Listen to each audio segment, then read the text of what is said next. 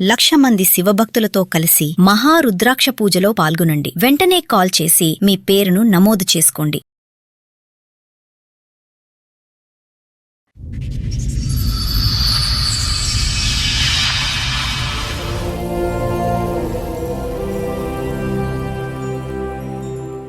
ఏంటండి సమస్య? మా పెద్దమ్మాయికి సంబంధించి చూసాను. వాళ్ళు కట్న కానుకలు ఇవ్వాలని అంటే లోన్ తీసుకోవడానికి బ్యాంక్ వెళ్తే మాకు సివిల్ స్కోర్ సరిపోదు అన్నారు మేడం గారు. ఇంతకీ మీ అమ్మాయి పెళ్లి అయిందా అవలేదా? అవలేదు. ఇప్పటికీ అవలేదా? అవ్వలేదు. ఇంతకీ ఎంత అప్పు తీసుకున్నాడంటే ఏం చేశాడు ఆ డబ్బులు? ఆ డబ్బులు ఏం చేశాడో తెలియదండి. ఇప్పుడు దాకా మీరు అడగలేదా? మేము అడగలేదు. ఏమైనా బెట్టింగ్ యాప్లు ఏమైనా ఉన్నాయా ఏంటి?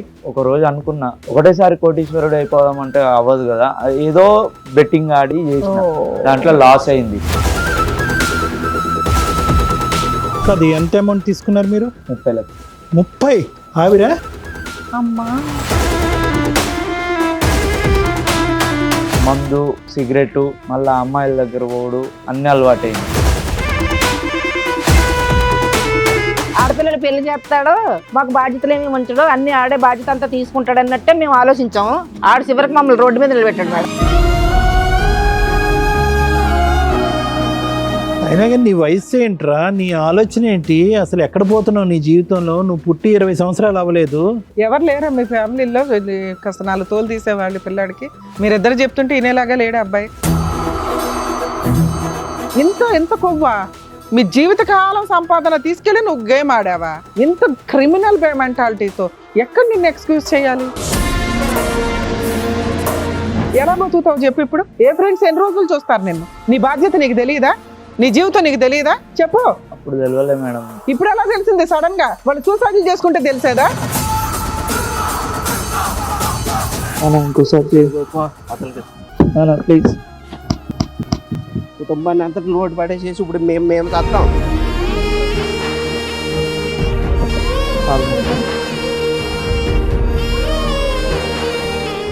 నమస్తే. సుమన్ టీవీ సమర్పిస్తున్న పద్మవ్యూహం కార్యక్రమానికి స్వాగతం. మరి ఈ కార్యక్రమంలో మనతో పాటు ఉన్నారు ప్రముఖ హైకోర్టు అడ్వకేట్ రమ్యాకుల గారు. నమస్తే మేడం. నమస్తే. ప్రముఖ సైకియాట్రిస్ట్ డాక్టర్ కళ్యాణ్ చక్రవర్తి గారు. నమస్తే సార్. సార్ మేడం రమ గారు ఆవిడ సమస్య చెప్పుకోవడానికి ఇక్కడి వరకు వచ్చారు. ఆవిడ సమస్య ఏంటో అడిగి తెలుసుకుందాం. నమస్తే అండి. నమస్తే అమ్మా. ఎక్కడి నుంచి వస్తున్నారు? మా వైజాగ్ అండి. మీతో పాటు వచ్చిన వాళ్ళు ఎవరో చెప్తారా? మా పిల్లలండి, 3 పిల్లలు. ఆయన మా ఆయన. సో మొత్తం ఫ్యామిలీ అందరూ వచ్చారు ఇక్కడ. ఫ్యామిలీ అందరం వచ్చి. ఏంటండి చెప్పండి, ఏంటి సమస్య? మీరిద్దరు ఉండగా మాతో ఏం అవసరం? పొలమయ్య ఉంది, వ్యవసాయం చేసుకుంటాం. తర్వాత పిల్లలు కూడా చాలా చక్కగా చదివించి అల్లారుముద్దుగా చూసుకుంటున్నానండి. సూపర్. నేను మా మిసెస్ కూడా పొలం పని చేసుకుని వాళ్ళకి ఏది కావాల్సిన ప్రేమగా అన్ని ఏ లోటు లేకుండా బాగా చక్కగా చదివించి విద్యాబుద్ధులు అవి చక్కగా నేర్పించామండి.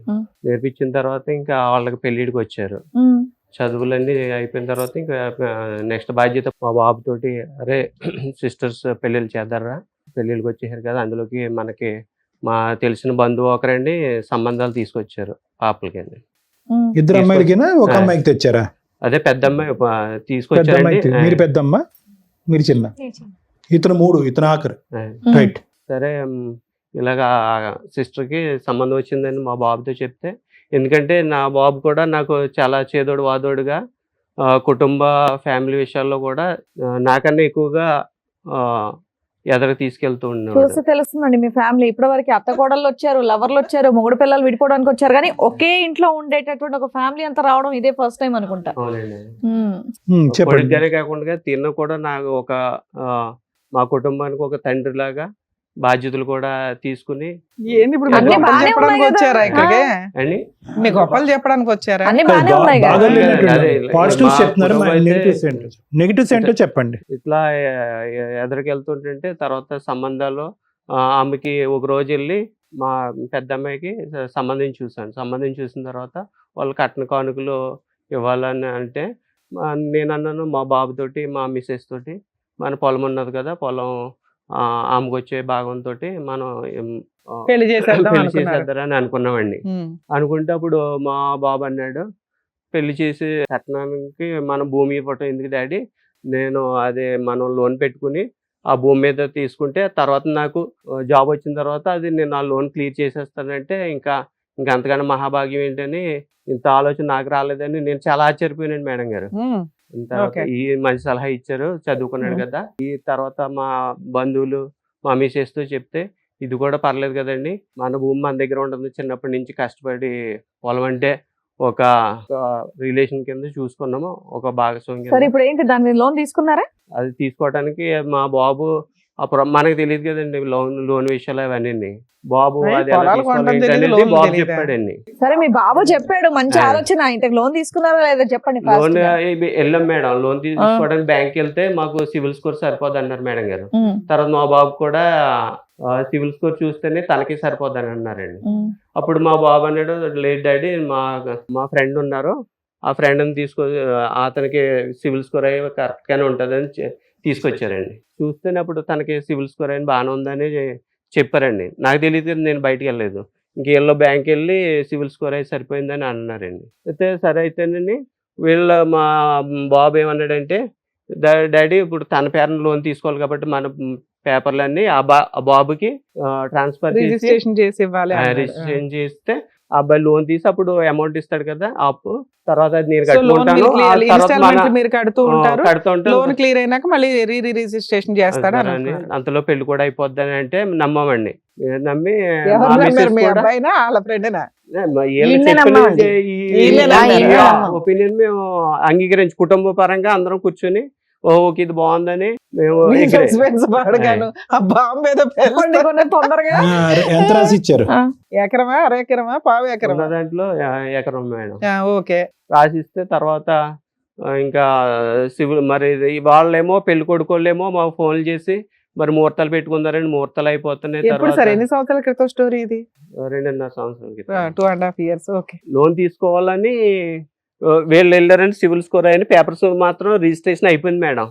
లోన్ విషయం తర్వాత మా అల్లుడి గారు ఫోన్ చేసి ముహూర్తాలు పెట్టించుకోవాలండి, మరి ఏంటంటే తర్వాత అటువైపు పెద్దలు కూడా మరి కట్న కానుకలు అవన్నీ ఇవ్వాలనుకుంటున్నారు, మరి పెళ్లి పెట్ల మీద లేకపోతే ముందు ఇచ్చేసిన మేము పెళ్లి కార్యక్రమాలు చేసుకోవాలని అంటే, మరి అప్పుడు బాబుని మా మిసెస్కి ఇలా చెప్పానండి. మరి వాళ్ళు ఇటు నుంచి ప్రెజర్ చేస్తున్నారు, ముందు డబ్బులు ఇచ్చేస్తే పెళ్లి కథ కార్యక్రమాలు నడిపించుకోవాలి కదా, డబ్బులు అడుగుతున్నారండి ఏంటని అడిగితే, అప్పుడు మా బాబుని అడిగితే మా బాబు అన్నాడండి, మా ఫ్రెండ్ ఫోన్ చేస్తున్నాను డాడీ, ఫోన్లు ఇచ్చేయట్లేదు, ఏమైంది అంటే మరి అలాగా టెన్షన్ పడుతున్నామండి.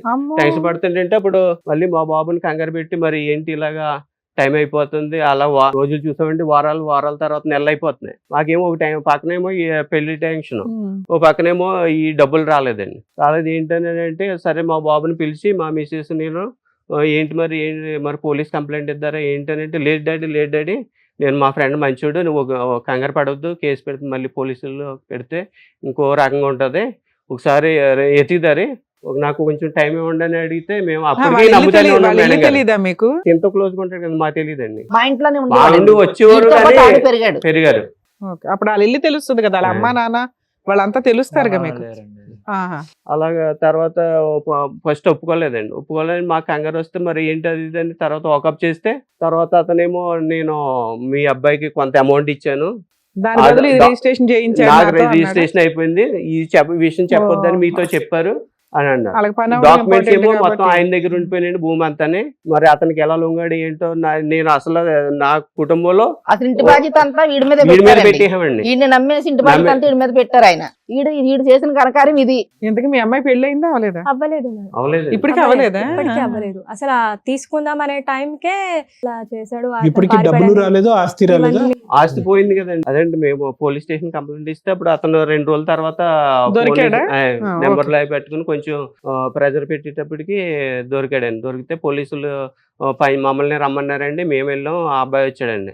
ఆ అబ్బాయి వచ్చిన తర్వాత ఇప్పుడు ఆయన చెప్పినట్టు ఏదండి కథ కార్యక్రమం ఇట్లా చీట్ చేసి రిజిస్ట్రేషన్ చేయించుకున్నాడు అని అన్నారు. డబ్బులు కూడా తీసుకున్నాడు ఇవ్వడు అని. వెళ్ళేటప్పటికి మాకు ఇంకా మేము నా మిసెస్ మా పిల్లలతోటి ఇంకా బోర్ నేర్చి ఏంటి ఇంతలాగా కొడుకు కానం మన కుటుంబానికి పెద్దలాగా తండ్రిలాగా నువ్వు ఇంత పెద్దవాడు మంచివాడు అని మేము నమ్మాము, మమ్మల్ని ఇలా ముంచేసావేంట్రా, ఆడపిల్ల పెళ్ళి అంటే ఎంత బరువు బాధ్యతలు, ఎంత చక్కగా మనం అత్తవారింటికి పంపాలి, సౌభాగ్యం పంపాలి, ఆడపడుచు ఉసురు మనకు తగలకూడదని మనం అనుకుంటే నువ్వేంటి ఇట్లా చేస్తావు అసలు అంటే మేము ఏమన్నాడంటే ఊహించలేదండి అవన్నీ ముఖ్యం తల్లిదండ్రులు. కాదు నాకు, నా గురించి మీరు ఎప్పుడు ఆలోచించలేదు, నా గురించి ఆ ఆడపిల్లలు అన్నారు ఎప్పుడూ, నా గురించి అంటూ మీరు ఏం ఆలోచించలేదు, అంతా వాళ్ళ మీద బలువు భారం వేసినట్టుగా మీరు మాట్లాడారు. అప్పు తీసుకున్నాడంటే ఏం చేశాడు ఆ డబ్బులు? ఆ డబ్బులు ఏం చేశాడో తెలియదండి, ఇప్పుడు దాకా మీరు అడగలేదా? మేము అడగలేదు, ఏమ్మా, బాధ్యత ఏం అంతా చేశాడు వాడి మీద డబ్బులు? పెట్టాం. ఏం పేరు బాబు ఏమైనా నీది? బెట్టింగ్ యాప్లు ఏం పేరు? ఏంటి? సూర్య. ఏమైంది డబ్బు? ఎంత అప్పు తీసుకున్నావు? అంటే నైట్ ఒక రోజు అనుకున్నా, మనం ఏంది, మన పరిస్థితి ఏంది, ఎప్పుడు ఇదే జాబ్ చేసి ఇళ్ళకే పైసలు పెట్టుడా, నేను ఒకటేసారి అరగంట పొగిడాడు నిన్ను. ఒకటేసారి కోటీశ్వరుడు అయిపోదామంటే అవ్వదు కదా.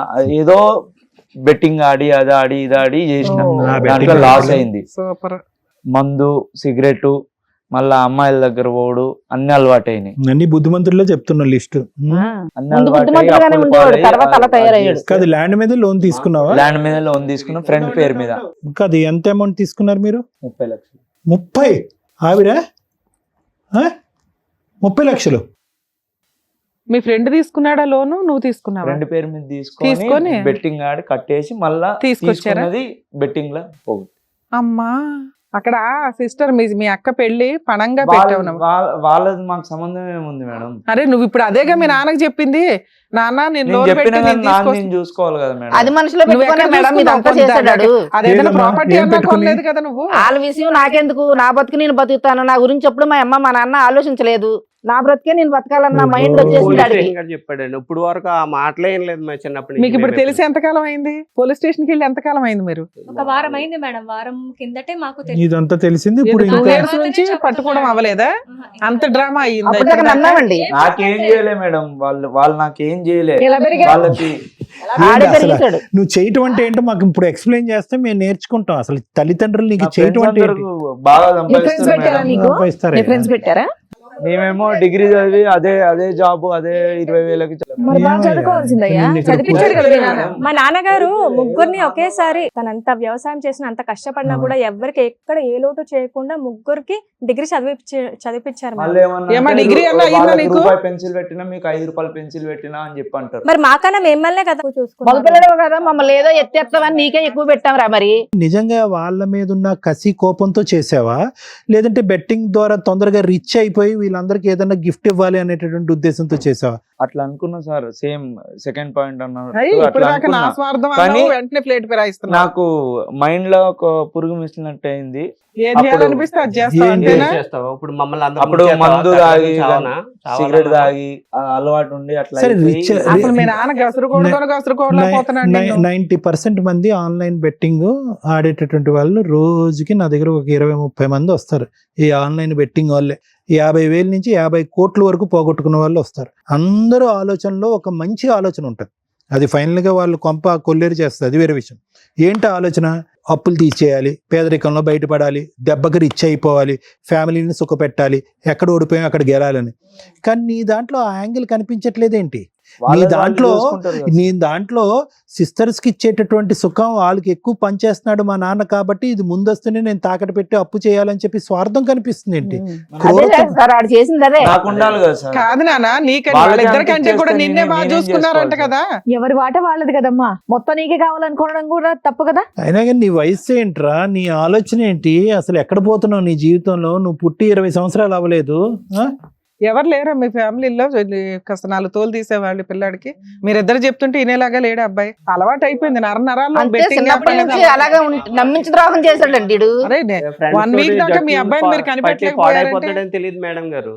అప్పటి వరకు మా దగ్గర బాగా మంచిగా నటించాడు, మేము ఎంతో మా ఈ ఊర్లో వాళ్ళందరూ కలిపి హీరో అని ఊరండి. కృష్ణ గారు, ఒకటి, ఎవడండి నమ్మించి మోసం చేసింది? ఎదురింటోడా, పక్కింటోడా, కొడుకు. పైంటోడా?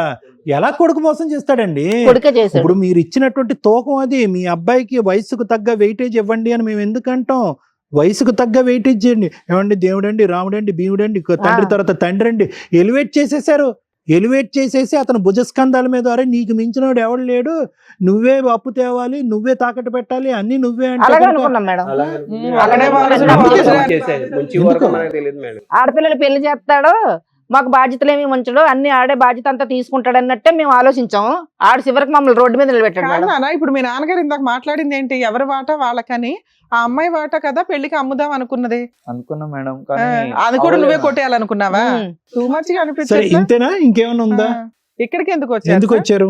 అదే మాకు ఇంత కష్టాలు. ఇప్పుడు అమ్మాయి పెళ్లిళ్ళు చేయాలండి, 2 అమ్మాయిలు ఉన్నారు సార్. తర్వాత పొలం కావాలని ఈయన్ని కొంచెం అడుగుతున్నాను.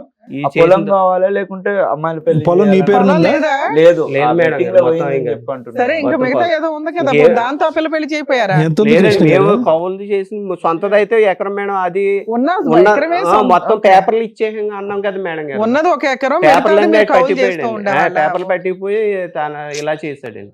సున్నా ఇప్పుడైతే సున్నా- సున్నా చేస్తాడు, ఇప్పుడు జీరో ఇంకా చేస్తాడండి. ఏమీ లేదు మేడం గారు. మళ్ళీ కష్టార్జితంతో మీకు ఇల్లు గడవాలి, ఇప్పుడు ఏదైనా రెండు కానీ అమ్మాయి కౌలు ఉన్నది. చేసుకొని. సొంత ఇల్లు కాబట్టి రెంట్ లేదు కాబట్టి ఇలాగన్నా ఇలా బ్రతకగలుగుతున్నాం మేము. బతుకుతున్నాం. అమ్మ ఇప్పుడు ఒకటి ఇక్కడ చాలా సర్వసహజంగా కనిపించేటటువంటి ఒక సినారియోని మన టీం వాళ్ళు ఈరోజు ఇక్కడ తీసుకురావటం అనేది జరిగింది. నిజంగా చెప్తున్నానమ్మా, చాలా గుండె భారంగా చెప్తున్నాను. ఇది ఆల్మోస్ట్ ఇంటింటి రామాయణం అయింది. ఈ బెట్టింగ్ కానీ, ఈ గ్యాంబ్లింగ్లు కానీ, ఆస్తులు పోగొట్టుకోవటం కానీ, అందరు శూన్యంలోకి వెళ్ళిపోవటం అనేటటువంటిది ఎటొచ్చి ఇక్కడ 5 రూపాయలు అయితే అక్కడ 10 రూపాయలు, అక్కడ 10 రూపాయలు అయితే ఇంకో చోట 100 రూపాయలు. ఇల్లులన్నీ కూడా దహనం అయిపోతున్నాయి ఈ బెట్టింగ్ గ్యాంబ్లింగ్ వల్ల. ఒక్క నిమిషం మేడం ప్లీజ్.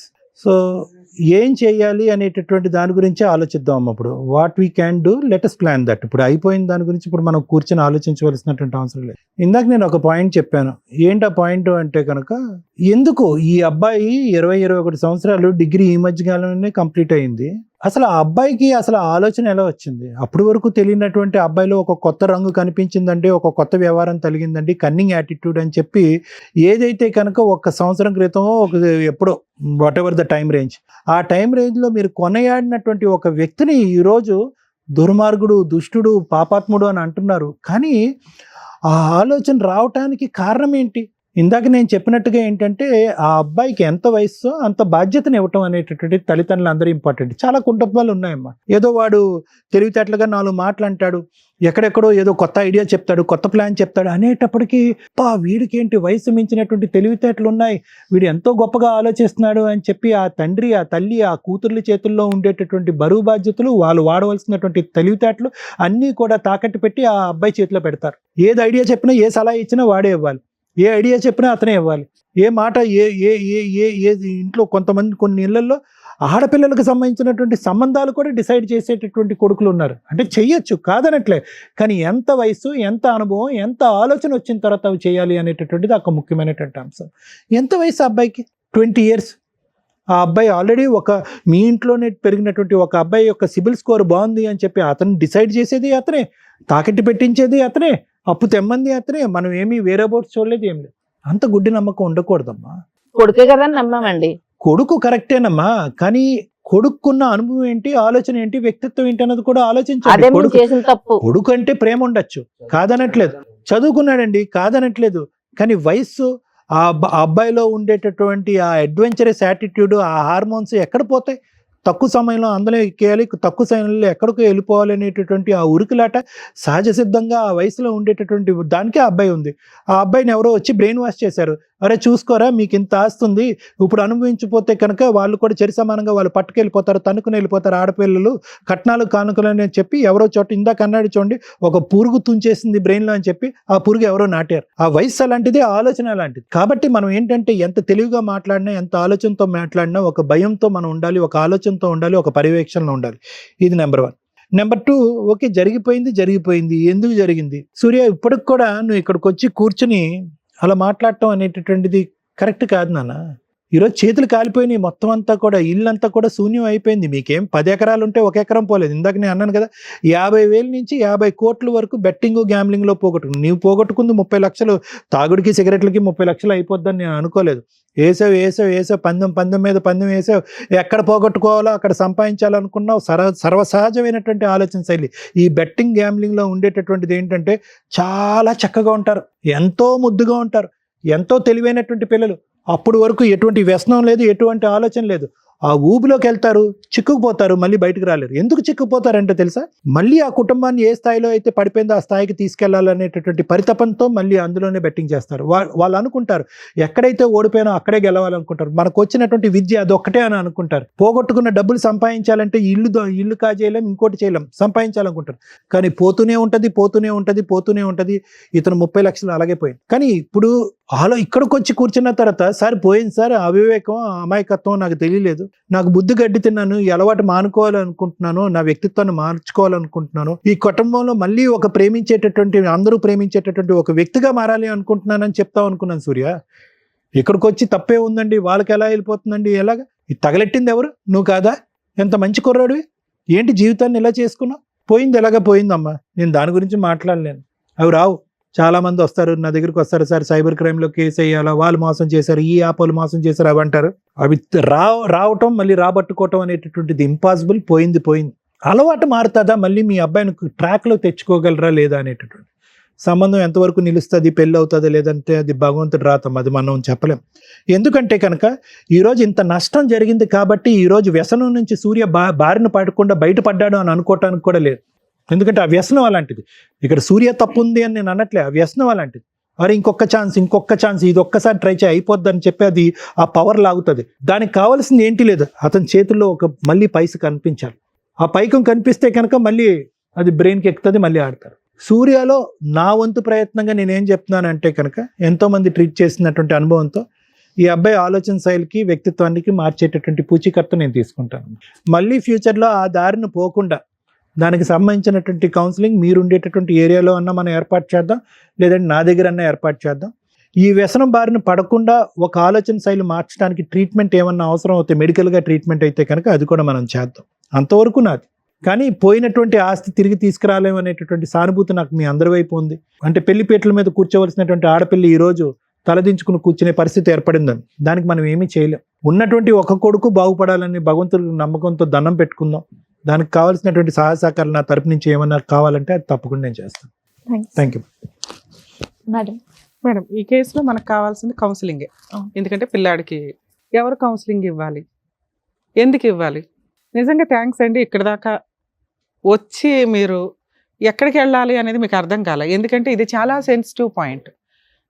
ప్రతి 10 ఏళ్లలో ఒక ఇంట్లో సీక్రెట్గా జరుగుతున్న ఎదురు దాడి, అది కొడుకుల కూతుర్ల అని పక్కన పెడితే, బెట్టింగ్ యాప్స్ ఆఫ్టర్ లాక్డౌన్ మనకి క్లియర్గా తెలుసు ఎన్ని వేల మంది ప్రాణాలు పోయినాయో. ఎందుకంటే అది ఆశ.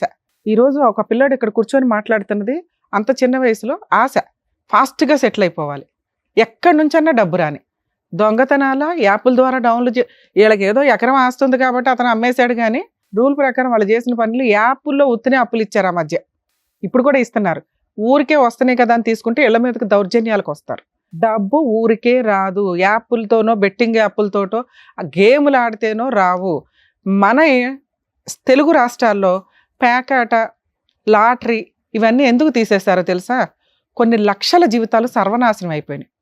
కేరళలో అక్కడ ఉంటే దానికి ఒక పెద్ద లిమిట్స్ ఉన్నాయి. మనోళ్ళు కంట్రోల్ చేయలేనప్పుడు తీసిపడేయడమే బెటర్గా, తీసిపడేశారు. సో కొన్ని వద్దు అన్నప్పుడు వద్దు. కంట్రోల్ చేయడం కుదరకపోతే ఎవరు కంట్రోల్ చేయాలా? ఈ రోజున పేరెంట్స్ కంట్రోల్ చేయలేకపోయారు. ప్రతి ఇంట్లో పేరెంట్స్ కంట్రోల్ చేయలేకపోతున్నారు. దానివల్ల వీళ్ళకి ఒక స్టేజ్ దొరికింది, వీళ్ళు ఇక్కడికి వచ్చారు. మరి ఎవరు కంట్రోల్ చేయాలి? మేము ఎంతవరకు ఆ పిల్లడికి కౌన్సిలింగ్ ఇవ్వగలం మా దాకా తెలిసింది కాబట్టి ఇస్తున్నాం. బెట్టింగ్ యాప్స్ని కంట్రోల్ చేయాల్సిన బాధ్యత గవర్నమెంట్దే. మీరు లాటరీ సిస్టమ్స్ని ఎట్లా తీసేశారో ఈ విషయాల మీద కొంత సీరియస్గా తీసుకొని బెట్టింగ్ యాప్స్ని దయచేసి ఎలా కంట్రోల్ చేయాలి, సైబర్ క్రైమ్ ఏంటి, సైబర్కి సంబంధించి ఏ రకంగా టిక్ టాక్లు తీసేసినట్టే అవి కూడా తీసేయడానికి అవకాశం ఉంది. కానీ పట్టించుకునే వ్యక్తులు ఎవరు? కొన్ని లక్షల కుటుంబాలు సర్వనాశనం అయిపోతున్నాయి ఈ బెట్టింగ్ యాప్స్ వల్ల. మీ కేసు విషయానికి వస్తే, కొడుకు అంటే ఇంకా కొమ్ములు వచ్చేస్తాయా సార్? ఎంత దారుణం అండి. కూతురులతో సమానంగా చూడాల్సిన జనరేషన్లో మీరుండి కొడుకుని నువ్వు లీడర్వరా, నువ్వు దేవుడురా, నువ్వు అపురూపరా, అసలు చెడు అలవాట్లు ఉన్నాయి లేవు పక్కన పెట్టండి. నిజంగా మీ అబ్బాయి శ్రీరామచంద్రుడే అయినా కూడా ఇక్కడేమో బాధ్యతలాగా ఫీల్ అవుతున్నారు, ఇక్కడేమో అబ్బా సూపర్. ఇక కుటుంబం అంతా తీసుకెళ్లేది కొడుకేనా? ఈరోజు బాధపడుతున్న వ్యక్తులు ఎవరు? మీ కూతుర్లు. అర్థమవుతుందా? వాళ్ళని బయటికి పంపించేయడం నిజమే, కానీ ఏదైనా కష్టం వస్తే కూతుర్లు కూడా వస్తారు సార్ ముందుకి. ఇక్కడేమో ఆస్తులు లేవు, ఆస్తులు ఉంటే పోనీ మళ్ళీ వీళ్ళ ముగ్గురు తన్నుకున్నారు అనుకోవడానికి. ఏమ్మా మీరు కూడా కాస్త ఆలోచించాలి తల్లి. ఇక ఇప్పుడు ఆడపిల్లలు పెళ్ళిళ్ళు అవ్వలేదు, గొంతులు కోసేసాం అన్నట్టు లేదు. ఆస్తులు లేకుండా పెళ్ళిళ్ళు అవ్వవా? అవుతాయిగా. ఆల్టర్నేట్ ఆ సంబంధానికి మనం ఒక మాట ఇచ్చేసాం, కట్నం అనే మాట. కాబట్టి వాళ్ళు అది ఎక్స్పెక్టేషన్లో ఉంటారు. ఇప్పుడు మనం ఏదో కౌన్సిలింగ్ ఇచ్చి పెళ్లి చేసినా కూడా వాళ్ళకి ఆ ఫీలింగ్ ఉండిపోద్ది. అరే ఆ రోజు 10 లక్షలు ఇస్తా అన్నారు ఇవ్వలేకపోయారు, ల్యాండ్ ఇస్తామన్నారు ఇవ్వలేదు, ఇప్పుడు వచ్చి ఊపుకుంటా పెళ్లి చేస్తారని ఒక మాట అంటే ఆ పిల్ల జీవితకాలం భరించలేదు. సో ఆ సంబంధం క్యాన్సిల్ చేసుకోవడమే బెటర్. ఎలాగో వాళ్ళే క్యాన్సిల్ అయ్యారు. అది క్యాన్సిల్ అయిందని బాగా అనకుండా ఆ అమ్మాయి చక్కగా ఉంది, ఉన్నంతలో ఏదో చిన్న జాబ్ చేసుకుంటుంది, తనని నచ్చి చేసుకునే వాళ్ళకి ఇచ్చి బాబు మేము కట్నం ఇవ్వలేం, ఉన్నంతలో ఏదో మ్యారేజ్ చేయగలం అనుకొని చెయ్యండి. ఎందుకంటే మీరు ఎట్లాగో కౌలు చేసుకుంటున్నారు కాబట్టి. ఈ అమ్మాయి కూడా ఆల్రెడీ ఏదో జాబ్లో చేర్పించి కాస్త కంగారు లేదు. ఇక్కడ మీకున్న సమస్య కొడుకు. ఓకే, కొడుకు లేకపోతే ఏంటి, కొన్ని రోజులు సైడ్ చేయండి కొడుకుని. ఎందుకంటే కొడుక్కి తల్లిదండ్రుల వాల్యూ తెలియదు, కుటుంబం వాల్యూ తెలియదు. మీరు అనుకుంటున్నారు శ్రీరామచంద్రుడు అని, ఆయనకి ఆ వాల్యూ తెలియాలి. నాన్న ఏం చేద్దాం, సార్ అంటే కౌన్సిలింగ్ ఇస్తానన్నారు, అయిపోయింది. నేను అట్ట కౌన్సిలింగ్లో తోలు తీసేస్తుంటా. ప్రతీది బుజ్జగించే చెప్తామా? సామధాన దండోపాయాలు ఉంటాయిగా. ఎట్లా మాట్లాడుతున్నావు ఇక్కడ కూర్చొని? నువ్వు అసలు నలుగురిని పణంగా పెట్టి నువ్వు చస్తే చావండి అంటున్నావు. వాళ్ళ నలుగురు చచ్చిపోయారు అనుకో. ఈరోజు నువ్వు నీకు ఇల్లు లేదు, పని లేదు, పొలం లేదు, ఎక్కడ ఉంటావో చెప్పు. అమ్మ నాన్న అక్కలు ఇద్దరు లేరు, ఏంటి ఇప్పుడు? ఎక్కడికి వెళ్ళి బతుకుతావు? ఎవరు తిండి పెడతారు నీకు? ఏ చుట్టాలు తిండి పెడతారు? ఇందాక మాట్లాడావుగా వాళ్ళకి నాకేం సంబంధం మేడం అని. సార్ మీరు వెళ్ళిపోండి సార్, అబ్బాయిని మేము పంపించాం. ఆ అబ్బాయి మేము కూడా అన్ని డోర్లు వేసుకుని వెళ్ళిపోతాం. ఆల్రెడీ బాగా మిడ్ నైట్ అయింది ఇప్పుడు షూట్ కూడా. అతను ఒక 5 రోజులు ఎక్కడ బతుకుతాడో బతకమనండి. గవర్నమెంట్ ఆశ్రమాల్లో బతుకుతాడా, సత్రాల్లో బతుకుతాడా, ఏ గుళ్ళ దగ్గర తిరుగుతాడా, బెట్టింగ్ యాప్లకి ఎవరు డబ్బులు ఇస్తారో అడుక్కొని తెచ్చుకుంటాడా తెలియాలి నీకు. కుటుంబాలు లేని వాళ్ళకి, అమ్మో నాన్నో లేని వాళ్ళకి ఆ పెయిన్ ఏంటో తెలుస్తుంది. నీకు అంత చక్కగా కంఫర్ట్ ఉన్నారు, ఇలా చూస్తున్నారు, నీకు నొప్పి ఎక్కడ తెలుస్తుంది? నీ వయసుకి నేను అరే పిల్లాడికి తెలియదు అని అనను. ఇంత కొవ్వా? మీ జీవితకాలం సంపాదన తీసుకెళ్ళి నువ్వు గేమ్ ఆడావా? ఇంత క్రిమినల్ మెంటాలిటీతో ఎక్కడ నిన్ను ఎక్స్క్యూజ్ చేయాలి? తీసుకెళ్ళి పిచ్చి ఆసుపత్రిలో వేయాలి, లేదా అనాథాశ్రమంలో వేయాలి, లేదా నీకు నువ్వు బతకనాలి. ఎలా బతుకుతావు చెప్పు ఇప్పుడు? ఏ ఫ్రెండ్స్ ఎన్ని రోజులు చూస్తారు నిన్ను? బుజ్జగిచ్చి నీకు ట్రీట్మెంట్ ఇవ్వాలా? కాపాడుకుంటారులే వాళ్ళ నలుగురు అనుకుంటున్నావా? వెళ్ళిపోండి సార్, మీ నలుగురు వెళ్ళిపోండి. చెప్పు ఇప్పుడు ఏం చేద్దాం చెప్పు. నీకు ఎందుకు ట్రీట్మెంట్ నాకు అర్థం కాదు అసలు. ఇదే పనే మాకు అందరికి కౌన్సిలింగ్లు ఇచ్చుకుంటూ కూర్చోడానికి. నీ బాధ్యత నీకు తెలియదా? నీ జీవితం నీకు తెలియదా? చెప్పు ఏం చేద్దాం చెప్పు. నీకు అమ్మా నాన్న సిస్టర్స్ లేరు, ఎలా బతుకుతావు చెప్పు నాకు. అప్పుడు తెలియలే మేడం. ఇప్పుడు ఎలా తెలిసింది సడన్ గా? వాళ్ళు సూసైడ్లు చేసుకుంటే తెలిసేదా? కొంతమంది పేరెంట్స్ చేస్తున్న పని అదే తెలుసా? అప్పులోని బాధలు పడలేక మీరు చేసే పనులకి ఎవిడెన్స్లు కొన్ని 100 కేసులు చెప్పొచ్చు ఇక్కడ. నీకు మళ్ళీ కౌన్సిలింగ్ బొజ్జగించి మళ్ళీ టైంకి తిండి పెట్టి మళ్ళీ ఎక్కడి నుంచో డబ్బు తీసుకొచ్చి గేమ్ ఆడుకొని అని పంపిస్తాం. చీడ పురుగుల కింద లెక్క ఇలాంటి ఆలోచనలు ఉన్న వ్యక్తులు. ఓ మంచి సంబంధం రాదు, ఒక మంచి కుటుంబం రాదు, ఒక మంచి అమ్మాయి రాదు. అర్థమవుతుందా? ఉంచండి సార్ కొన్ని రోజులు గవర్నమెంట్ హాస్పిటల్లోనో హాస్టల్స్లోనో ఉంచి అతను బతకమనండి. మీరు ఇంటికి ఎంటర్టైన్ చేయాల్సిన అవసరం లేదు. వాళ్ళు వచ్చి బట్టలు పట్టుకుని వెళ్తాడు. మీ ఫ్రెండ్ దగ్గర ఉండమ్మా, కొన్ని రోజులు ఉండనివ్వండి సార్. ఇప్పుడు దేశదిమ్మరిగా తిరిగితే కొంతమందికి ఒకప్పుడు బాధ్యతలు తెలిసేవాట. ఇప్పుడు రెస్పాన్సిబిలిటీస్ గా అరే బతకాలంటే కుటుంబం కావాలని తెలుస్తుంది వాళ్ళకి. అర్థమవుతుందా? చెప్పు ఏం చేయమంటావు చెప్పు. ఇంకోసారి వెళ్ళాలి మేడం బెట్టింగ్. అరే ఇప్పుడు అయిపోయిన 30 లక్షలు ఎక్కడి నుంచి తీసుకొద్దాం? నీ చెడు లక్షలు పెద్ద వరుసగా లిస్ట్ వేసి చెప్పావు ఇందాక. ఎంత క్రైమ్ చేసావో తెలుసా? ఒక ప్లాన్ వేసి, ఒక రిజిస్ట్రేషన్ చేసి, ఇన్ని చేసావు నువ్వు. ఎంతకంటే లాస్ట్ ఆప్షన్ దొరకదమ్మా. మేమంటే ఏదో కూర్చొని కౌన్సిలింగ్లు ఇస్తామని చెప్తున్నాం కానీ అందరికి ఇట్లాంటి ఆప్షన్ దొరకదుగా. నీ అదృష్టం బాగుండి వాళ్ళు ఏదో ఎత్తుక్కొని ఇక్కడ దాకా వచ్చారు. అసలు కుటుంబాన్ని రోడ్డు మీద అడిగేసి మాట్లాడక ఇంకా ఇంకోసారి ప్లీజ్ కుటుంబాన్ని అంతా రోడ్డు పడేసేసి ఇప్పుడు మేము సత్తాం. మేమేం చేయని చెప్పు. ఇప్పుడు నువ్వు పట్టుకోవాల్సింది మీ అక్క కావాలి నాన్న. అమ్మ నాన్న ఏముంది కడుపులో పెట్టుకుంటారు. పిల్లలు ఎంత తప్పులు చేసినా ఆ అమ్మాయి జీవితం మీద కొట్టావు కదా నువ్వు. రేపు వదిన ఏ సంబంధం వస్తుంది? చెప్పాల్సిన నువ్వు బయట ఉండాలి.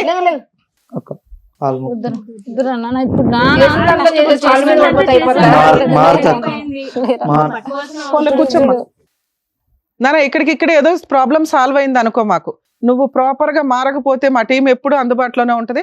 సార్ మేము ఎవ్రీ మంత్ ఫోన్ చేస్తామండి.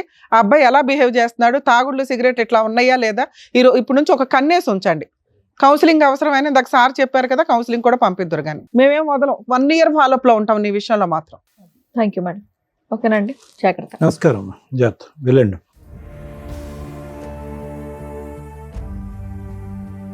Thank you so much sir. Thank you so much madam. మరో కథతో మళ్ళీ కలుద్దాం.